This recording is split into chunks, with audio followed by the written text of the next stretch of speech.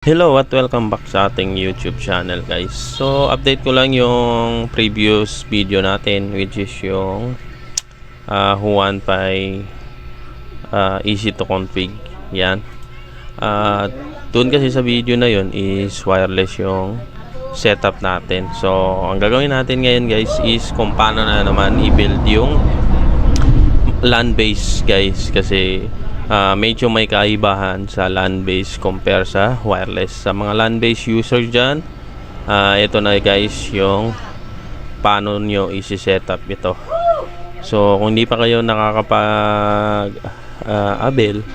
mag-abel na kayo guys sa previous video natin. And then kung hindi nyo pa napapanood yun guys is dito lang sa screen natin, panoorin nyo guys. Ilalagay ko sa screen kung ano yung thumbnail para makita nyo guys. Yun muna yung panoorin nyo guys bago kayo mag-proceed dito sa ating Huanpai LAN base setup. So dito guys, na-reset na natin itong MikroTik half-light natin. Half-light yung gamit natin. Same lang din kung hex yung gagamitin nyo guys. So ilagin ko lang to guys. Yan, kalagin na natin. Then password is 1 change, then disconnect natin guys. Yan. So dito sa script guys, puntahan natin yung Huanpai new script natin. So release 4.4 bin, then syempre LAN base tayo guys. Then 8266 kasi yung gamit kong Node MCU, so ito yung gagamitin natin guys. So sa mga LAN base to guys, pwede na ito yung mga tutorial ng LAN base guys. So extra ko muna ulit guys. Yan, pwede nang gayahin ito guys. Magkaiba kasi yung setup dun guys. Dito tulad sa MikroTik, dito tulad sa wireless base na napapasok natin agad-agad yung ating Node MCU. So dito kasi guys hindi natin napapasok yung Node MCU kasi nga LAN base siya. Ayan. So ewan bakit hindi na open itong release file natin guys. Yan, open na guys. So yun nga, sa first video natin or yung previous video natin is nagre-reflash muna tayo guys, kasi kinukuha natin yung MAC address dito. So reflash lang ako guys. LAN base dapat, then 8266 yung Node MCU ko. Then yun, reflash tayo guys. So hindi siya gumagana guys. Reload muna natin guys. Tanggalin ko lang yung aking Node MCU. Yan. Try nga natin guys. Yan, nag-reflash na siya. So ito yung kukunin natin guys, yung MAC address. Yan yung i-copy natin. So gawa muna ako dito ng folder, text file, para may save natin yung MAC address. So wait natin to hanggang matapos. Yun nga guys, panoorin nyo guys yung video natin, yung previous video natin bago kayo mag-proceed dito. Para lang to sa mga LAN base. Kung wireless base kayo guys, yung previous video yung gagayahin nyo. So ito guys, LAN base.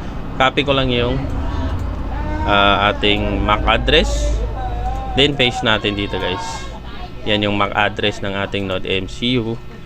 Then sunod na step natin, syempre ipa-flash natin yung isang bin. So bin to na tayo guys. Then dapat naka-no yung erase. Then ito is 2. Then flash natin ulit guys.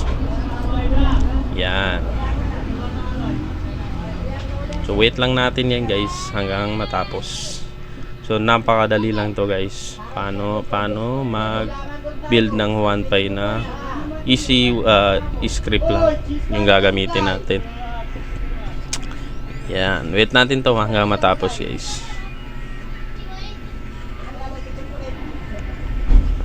So yan guys, natapos na natin i-flash yung LAN base natin. Then sunod na step natin is pupunta na tayo dito sa ating MikroTik. Then dito guys, kailangan nito yung admin at saka password. Kung anong nilagay nyo guys, yun din yung ilalagay natin dito. So syempre dito is admin. Ito yung username. Then ang password guys is 1. So sa inyo guys, kung anong password nyo is yun din yung ilalagay nyo guys. Yan. So connect ko lang. Yan. Then next step natin guys is syempre i-delete muna natin to guys. Yan. Next step natin guys is syempre hanapin natin yung script natin. Then Hoplite yung gamit natin. Ito yung kukunin natin. Then ito yung script nya guys. Yan. Copy ko lang yung script. Then paste natin dito.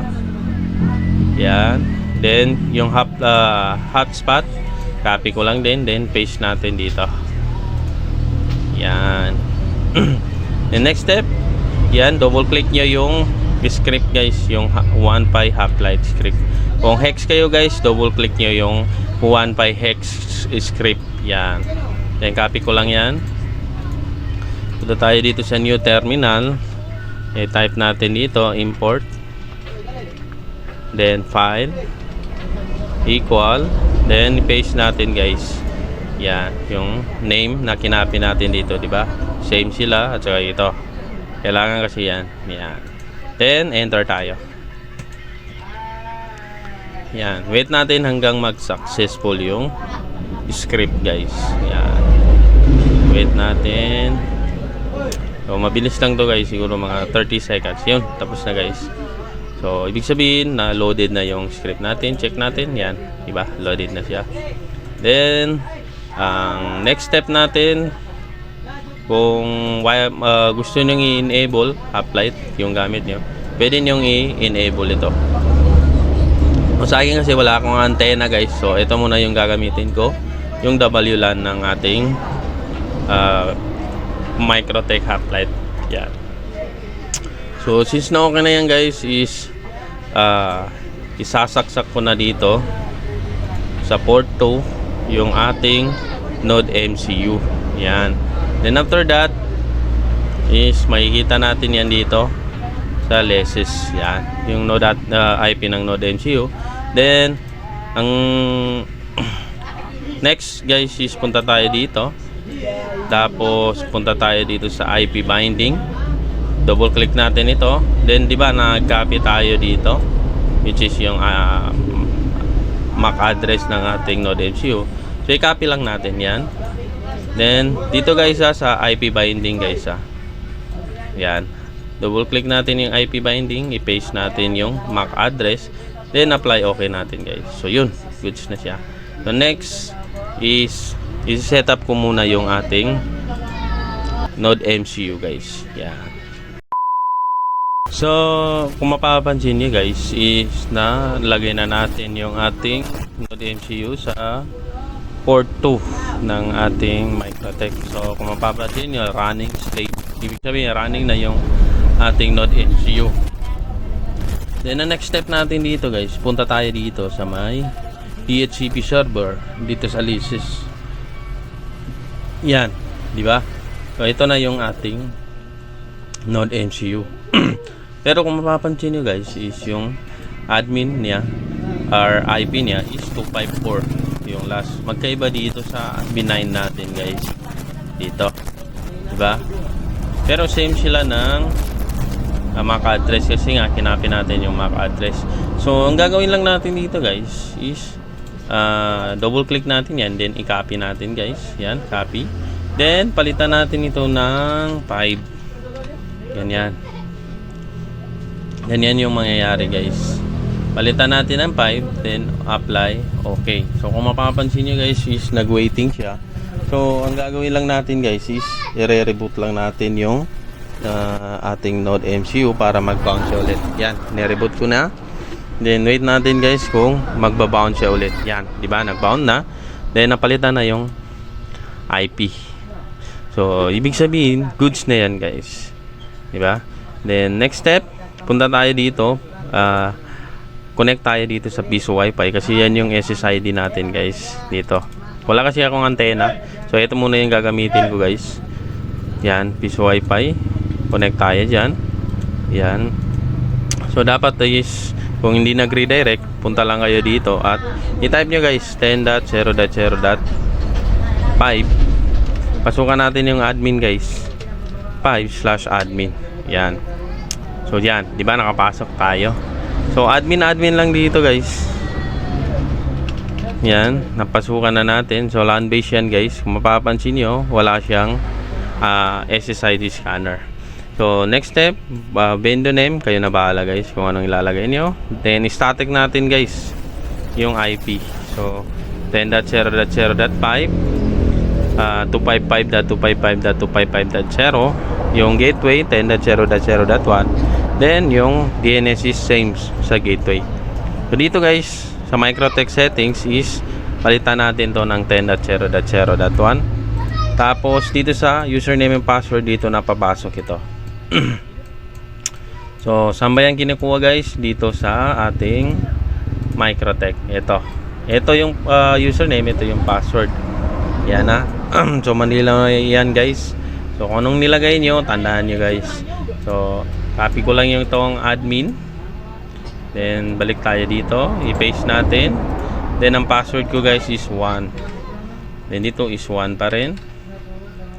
Then dito sa baba is i-10 ko lang ito guys. Yan. Yan. Tapos dito sa baba generate ko lang ito.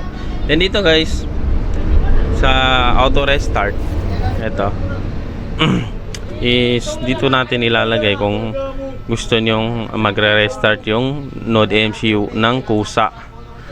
Yan. So ang gagawin lang natin guys is, for example, is every 60 seconds or minutes. Ibig sabihin 1 hour yan. Ibig sabihin kasi minutes yung nakasulat dito. So ibig sabihin 1 hour yan. Kung maglalagay kayo ng 6, ibig sabihin 6 minutes. Yan. So 60 minutes, ibig sabihin 1 hour is magre-reboot itong Node MCU natin. So save ko lang guys. Yan. So after natin ma-save guys is balikan natin, i-reload nyo lang or i-click nyo lang itong dashboard kasi mag-restart yung ating Node MCU. Yan. Yan. So wait lang natin guys. So yan. Then admin, check natin kung online guys. Dapat naka-online. So kung mapapansin nyo, LAN natin, naka-interface type is LAN. Then admin devices 10.0.0.5. Then online guys. Yan. Then dito is try na natin guys. Yan. Yan, diba? Good siya. Yan. Good. Ang gagawin natin guys is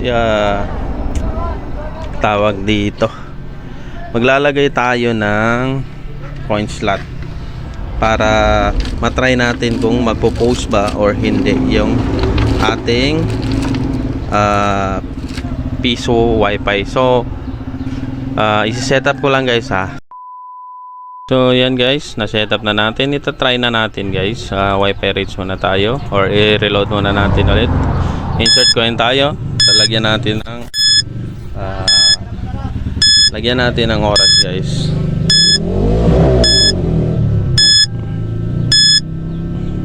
So saglit lang guys, hindi ko magana yung ating coin slot.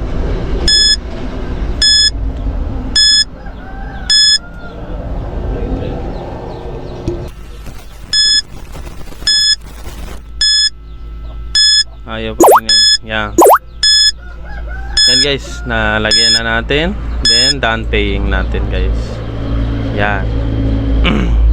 So kung mapapansin nyo dito guys is may expiration siya, pero wala nga lang siyang time or date. So i-post nga natin guys kung mariresh yung. So yan.